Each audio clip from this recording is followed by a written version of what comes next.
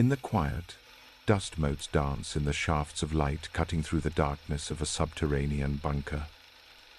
It is 1945. The world is bleeding.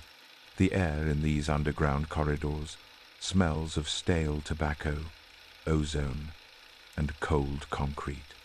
Here, in the silence of secret laboratories hidden deep within the desert, humanity is forging a key that will unlock the gates of hell. It is a weapon born of the stars, captured in steel and wire, resting heavily on a transport trolley. It looks inert, almost like a deep-sea diving bell or a boiler. But inside lies the power to mimic the sun.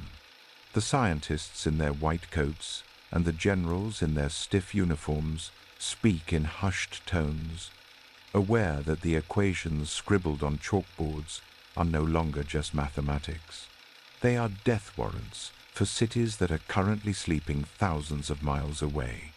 The war in the Pacific has become a grinder of meat and iron. The ocean is littered with the burning husks of ships and the twisted aluminum of aircraft. But the final act will not be fought with fleets. It will be delivered by a single plane, carrying a single payload. The decision has been made in rooms filled with cigar smoke and heavy moral compromises. The target list is typed on crisp paper. Kokura, Hiroshima, Niigata, Nagasaki. These are not just coordinates on a map. They are hives of human activity, homes to wooden houses, paper walls, and hundreds of thousands of beating hearts. But to the men calculating the blast radius, they are industrial assets. The logic is cold, mechanical, and absolute. On the island of Tinian, the humidity clings to the skin like oil. The B-29 superfortress, a silver giant gleaming under the floodlights, sits on the tarmac. It is named the Enola Gay. Mechanics swarm around it, their movements precise, checking hydraulic lines and engine cowlings. They are loading Little Boy. The bomb is crude in appearance, a gun-type device painted in dull colors, yet it is the most sophisticated piece of engineering the world has ever seen. The pilot, Colonel Paul Tibbets, watches the preparations. There is no fanfare, only the grinding of trucks and the shouting of orders. The weight of history is physically heavy. The plane will struggle to lift off with such a burden. As the engines roar to life, spitting blue flames into the pre-dawn darkness, the ground shakes. The aircraft lumbers down the runway, using every inch of asphalt before clawing its way into the black sky. The flight is long and monotonous. The crew travels in a pressurized tube, isolated from the wind and the cold. Below them, the Pacific Ocean stretches out endlessly, a black void swallowing the world. They are 6 hours away from destiny. Inside the bomb bay, the device rests in its cradle, armed and waiting. The electrical circuits are humming. The uranium core is cold, waiting for the trigger that will force it to critical mass. Hiroshima wakes up. It is a Monday morning. The air raid sirens have sounded and cleared, a false alarm that has lulled the population into a routine sense of security. The sky is blue, a perfect summer canvas. People are commuting to work, students are clearing fire breaks, and streetcars are rattling over the bridges that span the delta. There is a specific texture to this morning, the smell of charcoal fires, the sound of getter sandals on pavement, the humidity rising from the river. It is a city of wood and tile, breathing and alive. High above, the drone of engines is faint, barely a buzz in the ear of the city. It is just a weather plane, they think, a single silver speck in the azure sky. At 8:15 a.m., the bay doors of the Enola Gay snap open. The bomb drops. It falls silently for 43 seconds. Gravity takes hold of the 4 tons of steel and uranium. The plane banks sharply away, the engines screaming as the pilot tries to put distance between his crew and the coming apocalypse. Then, the sky tears open. It is not an explosion in the traditional sense. It is an instantaneous expansion of light, brighter than 1,000 suns. A silent flash that bleaches the color from the world. For a fraction of a second, the shadows of people are etched onto the pavement, the stone bleached white around them, capturing their final moment of existence in a permanent photographic negative.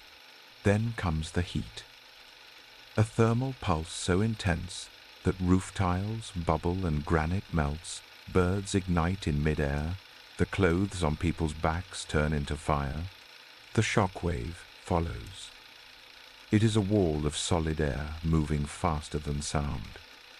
It flattens buildings as if they were made of cards. The wooden houses of Hiroshima do not just collapse, they disintegrate, splintering into millions of fragments that become deadly projectiles. The city center is erased. Where moments ago there were banks, schools, and hospitals, there is now only a flat, burning wasteland. The mushroom cloud rises, a monstrous column of gray and purple smoke, churning and boiling, punching through the clouds and reaching into the stratosphere. It stands over the ruin like a tombstone.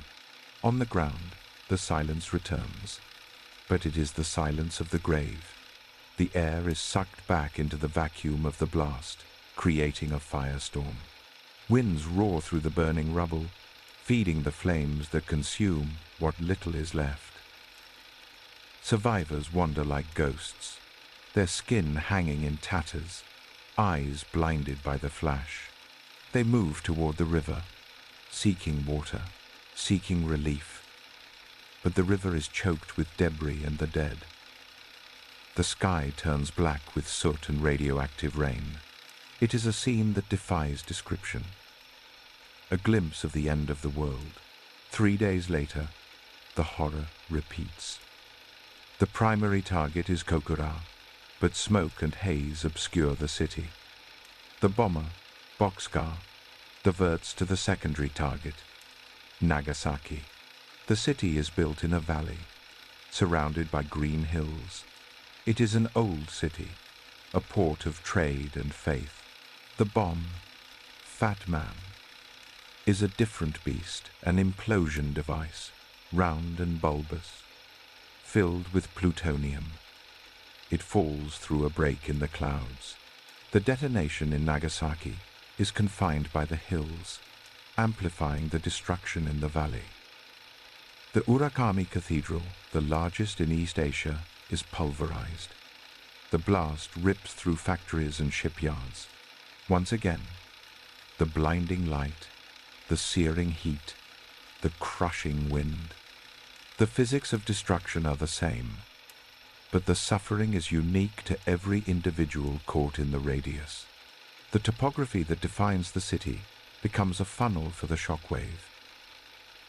The industrial steel of the Mitsubishi works is twisted like wet clay. In the aftermath, the world is silent. The photos that emerge are grainy and high contrast, capturing the skeletal remains of buildings standing against a desolate horizon. They look like ancient ruins, not cities that were bustling days ago. The surrender comes, signed on the deck of a battleship, but the ink cannot cover the scars on the land. The scientists who built the bomb look at the images of the destruction. Some cheer the technical success, others weep for the moral abyss they have opened. The tragedy of Hiroshima and Nagasaki is not just in the numbers of the fallen, though they are legion. It is in the realization that humanity now possesses the power to unmake itself. The images of the mushroom clouds, towering and majestic in their terror, become the icons of a new age.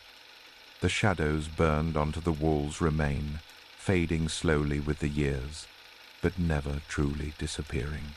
They are the permanent witnesses to the moment when the fire of the stars was brought down to earth and the world burned. The war ends, but the silence of the atomic winter settles into the collective soul of mankind, a cold fear that will last for generations.